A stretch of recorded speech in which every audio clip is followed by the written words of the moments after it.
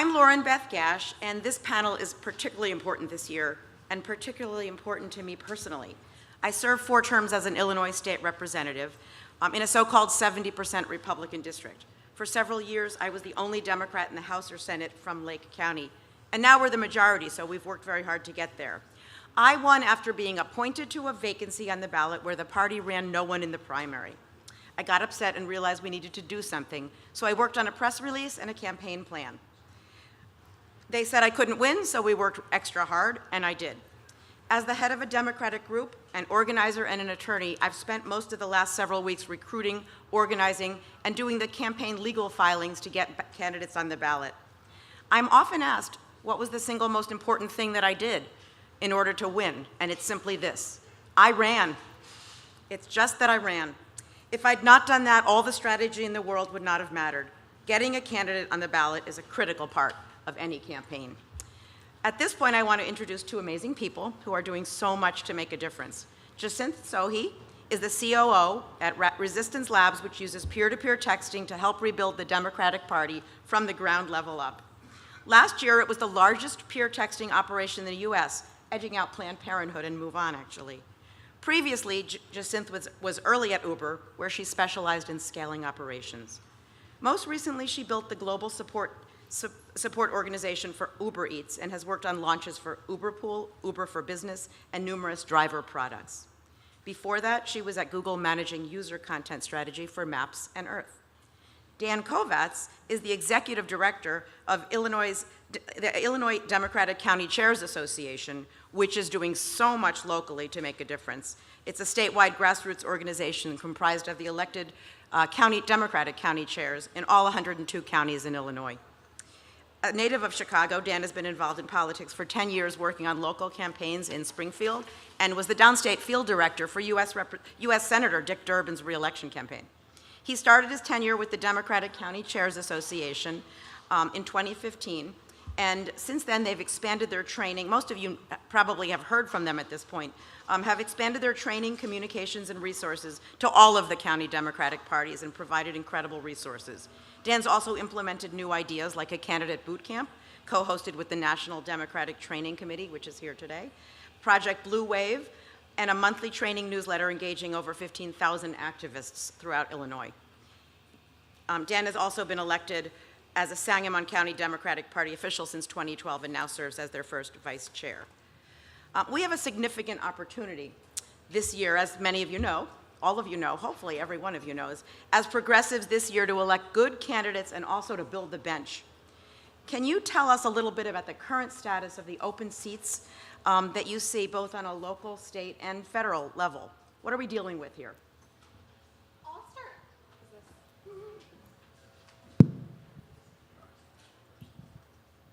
Awesome. So I'll start out, and I actually think that's a great question because I don't have a really solid answer for you that I can give you easily. And that's the exact problem. So right now, there's over 500,000 elected seats in the United States. And we anticipate that 50% of those races go uncontested. 50%. I mean, that's just crazy. There's no way that we can actually win everywhere if we don't compete everywhere. So what's this actual problem? How do we have so many uncontested races? One is that we just don't know where these uncontested races are ultimately going to be. There's not an easily accessible database right now that I can go online, query for, figure out what those actually are going to be, figure out where to run. And this makes it very hard from a strategic level. We can't actually have really solid strategy in terms of finding those uncontested races if we don't have the data to involve data-driven decision-making. So where exactly is this data? And absent sort of an actual uncontested races database, which is something that we're working on at Resistance Labs, a lot of this information is held at the local level. We have a number of local leaders, local experts. You can go into these communities and your local Democratic Party chair can tell you if a race is going to be uncontested or not. So a lot of this problem right now in terms of actually figuring out where these races are is getting this information out of the minds of this local expertise and putting that in some sort of structured data way that we can access and use that at all these amazing organizations who are represented in this room to actually create change. So what we did with the County Chairs Association, we developed an idea back before the primary here in Illinois of where are there Republicans that were not challenging them in down ballot races. We saw primaries in the congressional races and the statewide races, but a lot of the down ballot, the countywide and the county board races go overlooked a lot of times. So we started Project Blue Wave with the County Chairs Association, and we were surprised that, and we had to go county by county to find this information, but there are 398 races statewide where we are not challenging Republicans.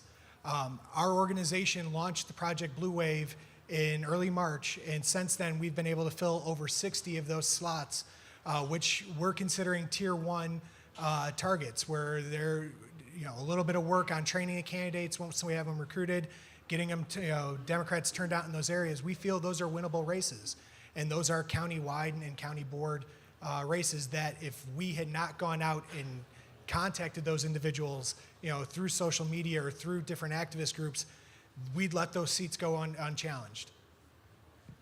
Point of personal privilege, if anyone knows anyone in Libertyville, Illinois, we're looking for a county board candidate. Can you tell us a little bit about the strategies that you've been working on? You just mentioned a little bit about that, and initiatives to fill those seats and some of the things you're doing. Dan mentioned a little bit, but maybe more. And so before I kind of go into what we're doing at Resistance Labs in terms of our candidate recruitment program, I actually think there's a lot of learnings that we can have looking honestly at corporate recruiting. So when I was building my teams in the past, the first thing that I would do, go to LinkedIn. And it was amazing. I had this massive pool of potential candidates, people that I could look for with different backgrounds, specialties, just find them. As a corporate recruiter, you also have an advantage of a huge stack of resumes that are just coming to you. You have people have referral bonuses. You just have this constant pipeline. The other thing is, there's a lot of just marketing that goes into it. A lot of these roles as a recruiter, your job is to market them, to make a candidate feel really excited. They want to learn about what the role is, what that job's like, who are they going to work with, what are the actual responsibilities. And honestly, in a lot of ways, we haven't quite applied that same methodology in recruiting our actual political candidates. I think there's a lot of learnings that we can actually do from that. So what we're doing at Resistance Labs with our candidate recruitment program is we're actually using peer-to-peer texting as a method to start getting that top of funnel, start getting those candidate profiles like you might have on LinkedIn, so we can strategically target who we want to ask to run for office.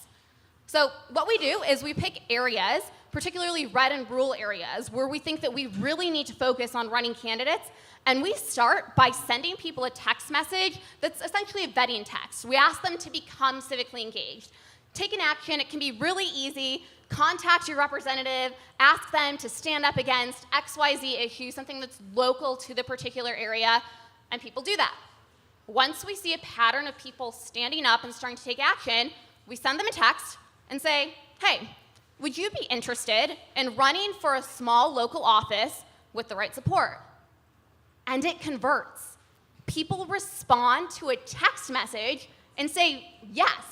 There's data that shows that people need to actually be asked to run for office. And texting them and doing this is an incredibly scalable way that also enables you to have that one-on-one conversation. Once we get this pool of people who stand up and say, I want to run for office, I'm interested in learning more, we connect them with people whose expertise it is to actually help them get trained, help them know the local space, help them learn to file. So we've done partnerships with amazing organizations like Run for Something that's held special candidate trainings for the candidates that we found. We work closely with county Democratic Party chairs, and we're actually doing a really amazing experiment in Kansas right now where we're having 22 county Democratic Party chairs actually host in-person receptions for these candidates that we found via text. So this is essentially our hypothesis, is that once you get somebody to kind of bite, get them really excited, you hand them off, get them the actual support, and get them that kind of support, all they need through the filing deadline, and get them to file. Then we can really focus on helping them actually get elected. But that's something that I think is really critical, is it's actually asking people to run and connecting them with that local expertise on the ground to help them become real candidates who are actually going to file. So what we did with Project Blue Wave was two-pronged approach to it. We partnered with the group Ballot Ready to create a online searchable database of these open races that we were recruiting for. And we blasted it out on social media. It's on our website, ildcca.org, a little plug, and try to get candidates to self-identify that way. And that's been a very important tool with us, just to recognize that there are Democrats out there in some of the deepest, darkest red counties that actually want to run for office that we've been able to contact through this program. The next part was we've partnered then with a lot of the different activist groups around the state. I know Lenny was up here beforehand, and we've partnered with the State Indivisible on this to try and get the local activist groups or indivisible groups to partner then with the County Chairs Association and the county parties. Because in speaking from experience working with my local county party, we exhaust our network of candidate recruitment pretty quickly. So we have a huge untapped resource with these activist groups that we need to tap for potential future candidates for 2018, for 2019, and 2020 now. And then trying to bring both groups together to see what can we do to work together. Then once we were able to identify the candidates, we then partner with the National Democratic Training Committee to get them the training that they need. We don't want to recruit the candidate and say, all right, good luck, because we've done that before and it's failed. So we partner with the NDTC and Kelly Dietrich. 2 weekends ago, we did a candidate boot camp in Springfield where we trained 126 candidates, a couple of the congressional candidates, but most of them were down ballot candidates for countywide and county board, and providing them then the training that they need and then the backup resources through the County Chairs Association and the training committee to make sure that they're going to be successful. And then we're going to commit resources from now until November to work with each of these campaigns going forward. So some of my questions are actually a little bit overlappy with what you're talking about, but I was going to ask what systems or plans, tech or otherwise, would be helpful to use or build that are missing right now that might help us identify open seats more easily so that we don't keep reinventing the wheel or making the same mistakes that we've made in the past. I think this kind of goes to my answer to that first question, where it's we need really strong databases and information to be armed to know that, and it's that getting that local information. So at Resistance Labs, we're actually partnering with several organizations like Ballot Ready, Run for Something, Analyst Institute, to really start a No Uncontested Races project. So by 2020, we have a really solid database of where these uncontested races are. And I think that that's sort of that first step. It's getting that information in one place, in a format where it's queryable, where we can easily get actionable business intelligence on top of it, have really clear insights into where these areas are and where that kind of information is to help us guide that strategy. And then I completely agree with Dan that I think it's this partnership kind of question. That's not a tech one. That's just a pure operational process, and it's really just a people question, right? It's how do we take all these amazing activist groups that have so much knowledge and really fresh leaders who are going to be our next candidates and get those people connected with the party infrastructure so that we can kind of work in tandem and collaborate together so that we can get those people in terms of this database to figure out, well, here are the uncontested races. Here's these amazing people that know their communities, are leaders in their communities, and do that matching process so we can target them much better and really market to them. And the big thing that we're looking for, and we're also focusing on identifying for 2020 where our seats are so we could start our recruitment process earlier, but also 2019 with municipal races. That's one thing that we often overlook is the school board races or the park board. And then being able to identify either within our own networks or the partnerships that we can create of who has, within your organization, who's really interested in school issues or environmental issues. Or even if it's long-term with 2020 on county board issues, the one example I've used with some of the candidate recruitment, if gun control is your big issue, we need you to run for county board. one of the sneaky things the Illinois Republicans are doing now is they're passing sanctuary gun county legislation on the county board level. And then they're passing it now on the town level, where their state's attorneys and county boards are saying, we're not going to enforce the Illinois gun laws because they feel that the legislature is going too far. So if you feel that that's an issue for you, we need you to run for county board. We need you to run for village board or township to be able to stand up to some of the extremes that the Illinois Republicans are trying to push. Thank you. It's important to point that out, that one of the things we do in our area to fill open seats is looking at all the park districts and the park district boards and the school boards and the mosquito abatement districts and things like that, and voter IDing the people to determine if they may be Democrats, and then literally calling every single one of them, asking if they'll consider running for something. We've gotten so many candidates by doing that. It's important that we all realize that we have to go out there and either ask people to run who say yes, or get the connections to people who can possibly get connections to other people who might get connections to other people who get connections to other people who ask other people to run. Whatever we have to do to be out there, I think it's really critical to point out that we really have to ask, and it actually works. As I said, the most important thing that I ever did in terms of winning my elections was running, bar nothing. On a closing note, what would you have to say? I think that's so true. And I think as we're starting to think about how we ask people to run, I mentioned this previously, but I really do think a lot is this marketing kind of question. It's how do you take these roles like school board, any sort of these park districts, these offices that people, for one, just don't know about. How do you get visibility so people in the community, first of all, know about it? You're targeting specific people who you think potentially would good matches with this specific role, and it's not even just asking them to run, saying, hey, you know what, you're really passionate about school issues, you have XYZ background in this type of way, I actually think you should run for school board. Make it a more specific ask. Once we have that, it's why should I run for school board? And you explain why the importance is. You have really exciting marketing, right? It's make people want to run. Make people understand the importance of that office. Get people excited about it, and also help manage their expectations. Because I think that's probably one of the scariest things in terms of saying, you know what, I am actually gonna stand up and run, is, well, what if I'm not very good at it? Or what does this entail? How many hours is it? What if I can't make every school board meeting? I was on school board when I was in high school as a student representative, and it was, every Monday night for 3 to 5 hours, depending on how many people were testifying in front. That was very hard to manage as a high schooler, but far less, as an adult with a family, other types of responsibilities. How do you let people say, hey, you know what? This is somebody else who actually held this role. Why don't you connect with them, chat with them, learn about what it is? And so I think that that's one way that we can really help facilitate these candidates, take it beyond just making the ask, and have that full experience in terms of onboarding, getting somebody excited to actually get to that filing, and then help them run. Let me just add quickly, also the leaders of organizations in your area or further than your area, guns violence prevention groups, pro-choice groups, people who may be heading up groups like the League of Women Voters or any kind of local environmental group, things like that too. Dan.